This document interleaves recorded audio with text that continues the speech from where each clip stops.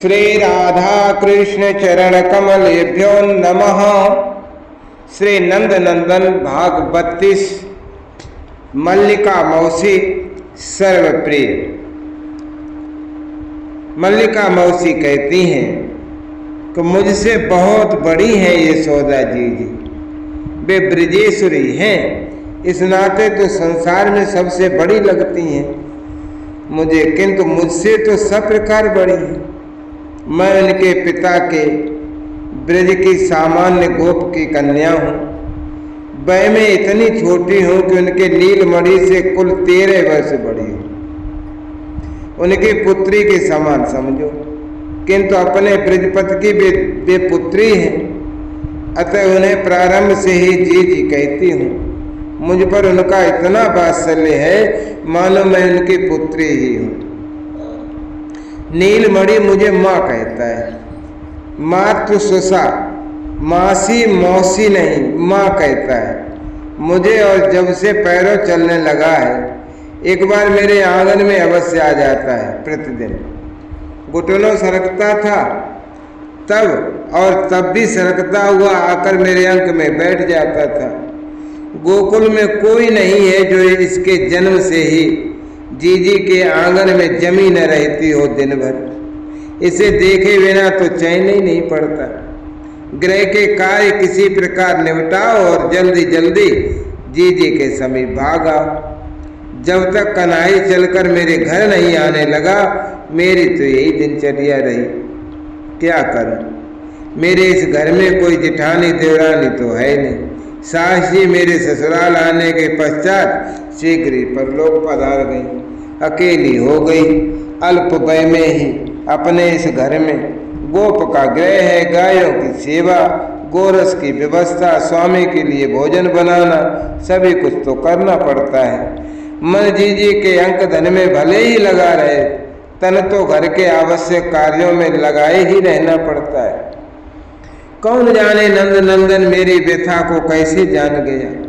मैं जब बहुत व्याकुल होती हूँ वो कहीं न कहीं से रुंझुन नूपुर बजाते, किंकणी का कलनाद सुनाते, हंसता किलकता आ ही जाता है। तब इसने बोलना प्रारंभ ही किया था। एक एक दो दो अक्षर अटकता तुतलाता बोलता था। मैं गई और जीजी के समीप बैठ गई। ये आंगन में सखाओं के मध्य बैठा खिल रहा था। मुझे देखते ही घुटनों के सारे सरकता आया और मेरी गोद में आकर मेरे मुक्की और मुख उठाकर अपना नन्हा कर मेरी ठुड्डी पर रखकर बोला, माँ। मेरा तो रोम रोम अवरस में भीग गया। मैंने इसे हृदय से लगा लिया।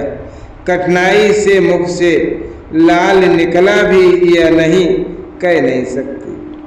माँ दूर, ये जन्म से ही चपल है, नटखट है, कब क्या करेगा कोई नहीं जानता। इसने फिर मेरी और मुख की और मुख किया और मेरे कपोल पर कर रख कर कहा। जी हंस पड़ी। मैं लज्जा से क्या कहूँ, अभी भी मैं बालिका ही तो हूँ, किंतु इसने तो मेरे अंचल में मुख छिपा लिया था इतनी देर में, और अपने करों से कंचुकी हटाकर बच्च में मुख लगा लिया था। जी हंस रही थी और मुझे अपने शरीर की ही सुध तब आई जब इसने अपना दूध भरा मुख अंचल से निकाल कर मेरी ओर देखा।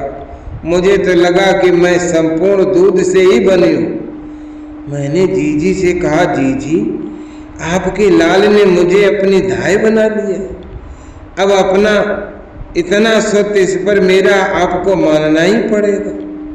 जीजी ने कहा था, धाय क्यों, ये तो तुझे माँ कहता है मल्लिका, ये तो तेरा ही है। ये जीजी भी मुझे मल्लिका कहने लगी है। मेरे पितृगृह के नाम को यहाँ कोई नहीं लेता। मैं यहाँ आई तो मेरी श्वेत अंग कांति को देखकर पहले ही दिन ब्रजेश्वर के बड़े भाई की पत्नी ने कहा, ये तो मल्लिका है। परमात्मा इसके सद्गुणों के सौरभ से पूरे गोकुल को पूर्ण करे। वे पूज्या है, पतिव्रता है, परम पुनीता है। उनका आशीर्वाद गोकुल को कितना मिला पता नहीं, किंतु मुझे तो मिल ही गया। मेरा नाम तब से मल्लिका हो गया। और गोकुल का युवराज मुझे माँ कहता है। वो पुत्र होने से पूर्व भी मुझे पुत्रवती बना चुका है। वो मेरा पैपान करने लगा, अब मुझे और पुत्र क्यों चाहिए? मैं अपने घर में एकाकिनी हूँ। कुछ क्षण विलम्ब से जीजी के समीप पहुँचती थी तो वे मुझे उलाहना देती थी, तो इतनी देर क्या करती रही, उनको क्या उत्तर दूँ? मैं तो उलझ जाती थी उनके अरे अपने कन्हई से। ये खींचता था और अंक में आकर मेरी नाक, मेरे कपोल नोचता था। कितनी उत्कंठा थी ये मेरे गृह में आता, मैं इसे अपने आंगन में नवनीत खिला पाती, और ये चलने लगा तो सबसे पहले मेरे यहाँ पहुँचा। उस दिन का उल्लास क्या वर्णन कर पाऊंगी, किंतु अब तो ये प्रतिदिन आने लगा है। मैं बृहस्पति के सदन प्रातः इसलिए नहीं जाती कि आवेगा मेरे गृह में, ये आवे और द्वार बंद मिले, ऐसा तो नहीं होना चाहिए। ये सुंदर श्याम बहुत भोला है, शिशु ही तो है अभी। सभी चाहती हैं कि ये इनके समीप ही रहे अधिक, और इसे उलझा लेती हैं। उस दिन माधवी कह रही थी, मोहन तू नाचता बहुत सुंदर है, तनिक नाच तो सही। ये ऐसे ही क्यों नाचे? किंतु माधवी ने कहा, तू नाच दिखा दे तो तुझे माखन दे दूंगी। माधवी ने मुझसे पीछे बतलाया था कि ये नीलमणि इतना भोला है कि इसे ये पता ही नहीं कि इसे क्या चाहिए। कुछ देने को कह दो तो नाचने लगेगा। गोपियां तो इसे दधि, छाछ, मयूर पिच्चे ही नहीं, दूरवा तक देने को कहकर नचा लेती। जीजी के घर में नवनीत दधि क्या अभाव है, और ये कन्हई क्या छाछ को मुख भी लगावेगा? किंतु कुछ देने को कोई कह रहा है, बस कुछ मिलेगा इतना ही समझता है और नाचने लगता है। इसे कह दो कृष्णा की दही या अरुणा की छाछ दूंगी, अथवा आमलकी के नीचे होगी दूरवा दल दूंगी। इसे लगता है कि कोई बहुत बड़ी वस्तु मिल रही है। माधवी चुटकी बजाने लगी और कनु अपने नन्हे कर फेंकता ता थे ता था थे नृत्य करने लगा। इतना तालबद्ध नृत्य जन्म से जानता है ये। मैं अनजान में ही ताली बजाने लगी थी। इसके भाल पर अलकें लहरा रही थी। किंकणी के साथ नूपुर की रुनझुन कर फेंकता, नेत्र चपल चपल नचाता, यह नाच रहा था। यह अपूर्व शोभा देखने के लिए किसके नेत्र लालायत नहीं होते? ला दे, लाल लाल हथेली फैला दी इसने, और मुझे भी हंसी आ गई जब माधवी ने तनिक सा नवनीत इसकी हथेली पर एक अंगुली से उठाकर गिरा दिया। इसकी फैली हथेली बिना नाचे भी माखन से भर देने को मन मचल उठे, और मांगने पर नचाकर भी इतना सा नवनीत।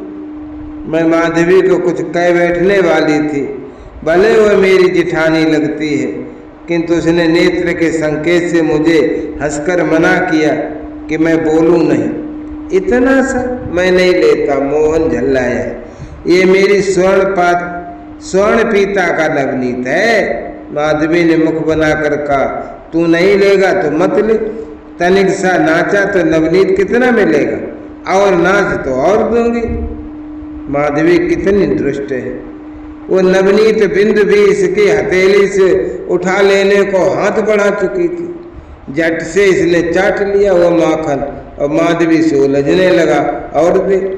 माधवी कहती है, 2 बूंद दही या छाछ इनकी हथेली पर गोपियां गिरा देती हैं, उन्हें भी ऐसे ही चाट लेता है। दूरवा दल या मयूर पिछ मिलेगा तो सखाओं को मैया तक को दिखाने दौड़ पड़ेगा। कम दिए बिना झगड़ेगा तो नहीं।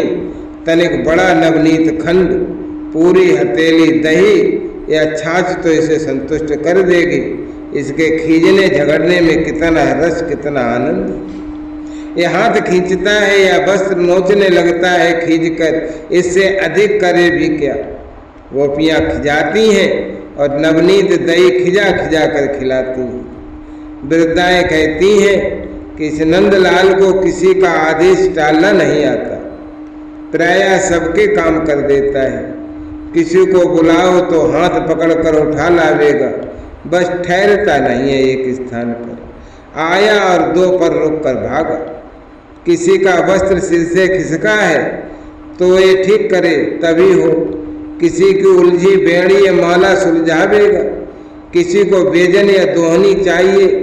माधवी कहती थी, काम सबके कर देता है किंतु अंगूठा दिखा देगा पहले। मटकेगा, नेत्र नचावेगा, स्वीकार करके ताली बजाकर हंसेगा, भली प्रकार मनुहार करा लेगा, तब कहीं किसी का काम करे। सब तो ऐसे ही कहते हैं, सबके काम करता है और सबके घर पहुंचता रहता है। मेरे मन में भी आ गई कि इसे कोई काम बताकर देखना है कि कैसे करता है, कैसे मनुहार कराता है, क्या मांगता है और न देने पर खींचता कितना है। तो मैं गोष्ठ में गोबर उठाने में लगी थी। सब गोबर समेट लिया था मैंने, टोकरी भरी और आ गया। मैंने कहा, नीलमणि मेरी टोकरी तो उठवा दी, तू अपने आप उठा, मैं क्यों उठवा दूं, मैं नहीं उठवाता। ये मटकने लगा, अंगूठा दिखाने लगा, ताली बजाकर हंसने लगा, उठा अपने आप। कितना भूला है, ये समझता था कि मैं अकेली तो टोकरी उठा ही नहीं सकती, ये सुकुमार टोकरी उठवाने योग्य है। अरे इसके नन्हे हाथ मेरी कट तक भी तो पहुंच नहीं पाते, लेकिन ये कैसा मटकता है, कितना प्रसन्न हंसता है। मैंने मनोहार की उठवा दे लाल, जितनी टोकरी उठवाएगा उतने लौंदे माखन के दूंगी। उतने लौंदे माखन, सिर झुकाकर सोचने लगा। वहां और कोई नहीं था, इससे समझता होगा कि मैं किसी से सहायता नहीं पा सकती। तूने कितनी टोकरी उठवाई, कैसे पता लगेगा, गंभीर होकर पूछा इसने।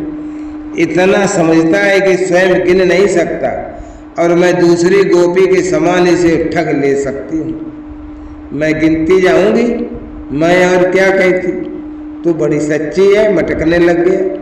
मैं इस भित्त पर एक टोकरी उठावेगा तो गोबर की एक टिक्की लगा दूंगी। मैंने समझाया, पीछे एक एक टिक्की गिनकर नवनीत दे दूंगी। तो टिक्कियां ठीक नहीं गिने तो क्या पता कम टिक्की लगा दे।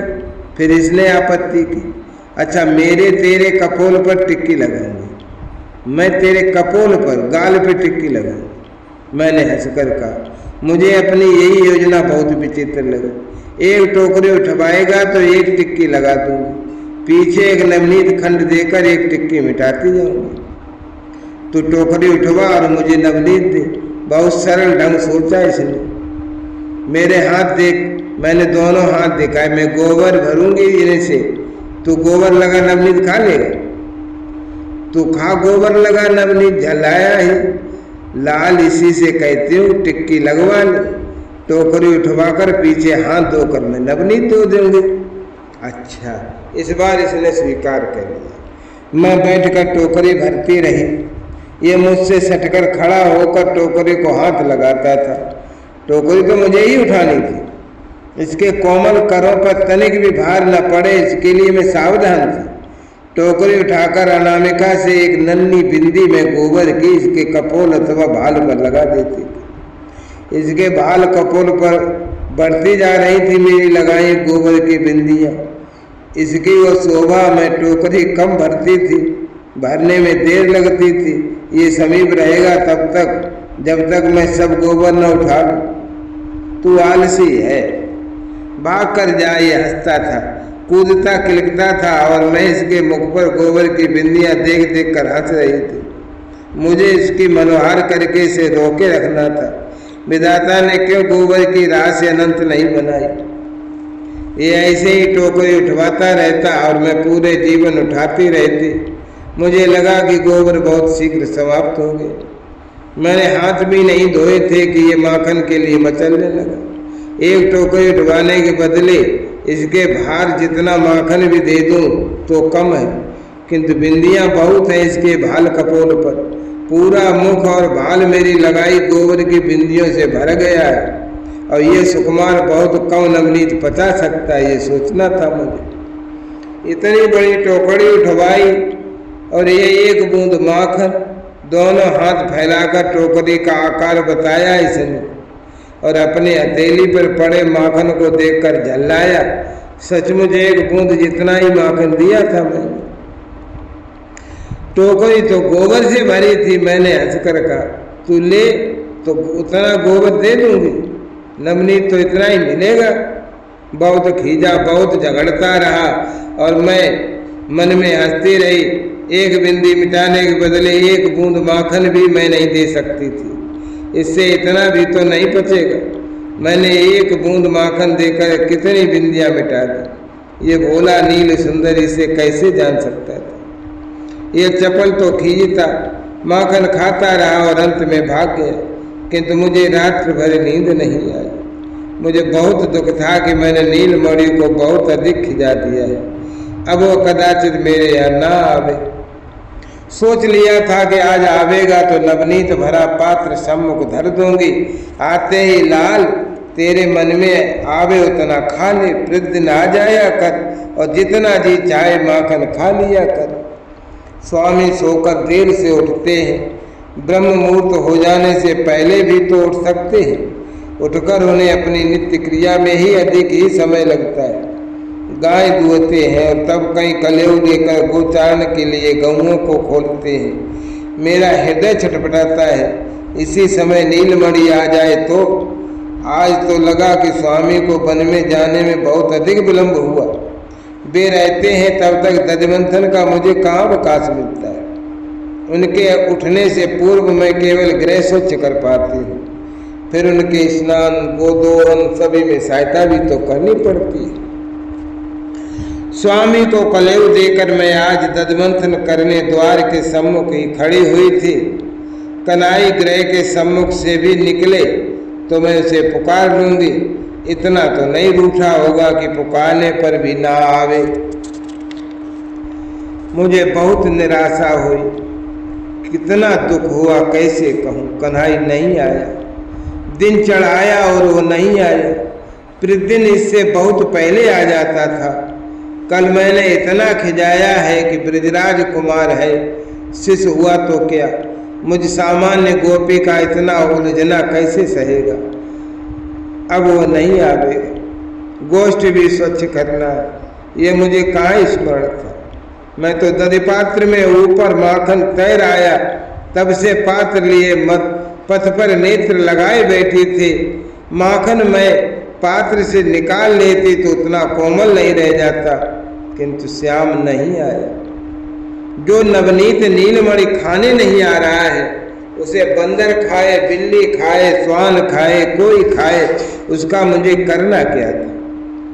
मैंने घट उठाया और वैसे ही खुला द्वार छोड़कर यमुना चली गई। मन में तो आता था कि कालिंदी में प्रवेश करके शरीर ही छोड़ दूं, किंतु कन्हई को एक दृष्टि देखने की लालसा ने यह भी नहीं करने दी। वो नहीं आता मेरे घर तो मैं जीजी के यहाँ जाकर तो उसे देख सकती हूँ। मैं स्नान करके घट भर कर लौटी। बहुत भरा भरा मन था। पता नहीं अब कभी नीलमणि मेरे घर आवेगा भी या नहीं। इसी चिंता में चली आ रही थी कि दूर से अपने द्वार पर दृष्टि गई और मैं ठिठक कर खड़ी हो गई। मुझे सृष्टिकर्ता इससे बड़ा कोई वरदान दे सकता था। श्याम मेरे घर आ गया था। वो द्वार की ओर पीठ करके दधिमंथन पात्र के समीप दोनों पैर फैलाए बैठा था। पीठ पर घुंघराली एनकें फैली थीं। एक पैर मोड़कर घुटनों के बल एक हाथ से पात्र पकड़कर उठा और पात्र में उजक कर दाहिने कर से तनिक सा नवनीत निकाल कर मुख में डाला। इसमें तू यहाँ कैसे आ गया? मैं मंद मंद पदों से चलती समीप आ गई। पास पहुंचकर मैंने सुर तनिक कड़ा किया। एक बछड़ा भाग आया है। बिना कुछ सोचे बोल पड़ा। मेरी ओर मुख तक घुमाकर इसने नहीं देखा। जैसे अब बाबा के बछड़ों की समस्त संभाल इसी को मिल गई और इसका बछड़ा इस मटके में ही कहीं है। हंसी को रोकना और जल भरे घट को संभाले रहना मेरे लिए कठिन हो गया। तू मटके में क्यों उचका है? मैंने पूछा। तेरा बछड़ा क्या इसमें कूदा है? ठहर ठहर, तू ठहर, इसमें चींटी पड़ी है। अब अपना दाहिना हाथ मेरी ओर हिलाकर बोला, ठहर ठहर, चींटी पड़ी है, लेकिन तेरे मुख में कपोल पर माखन क्यों लगा है? मैं घूमकर सामने आ गया। खाज चलती थी खुजाने को, तू तो थी नहीं। अब सिर उठाया इसने, विशाल दीर्घों में जैसे उड़ाना भरा। तू इतनी बड़ी तो है, अपने आप कुछ क्यों नहीं सोच लेती? मुझसे ही पूछती चली जा रही। तेरे मटके में मैं उजका हूं, तो इसमें गाय बैल बछड़ा बछड़ी न सही, चींटी चीटा कुछ तो होगा। मैं उजका हूं तो। मैं खुलकर हंस पड़ी और फिर पछताने लगी। मुझे कुछ देर तो मार्ग में खड़े रहना था।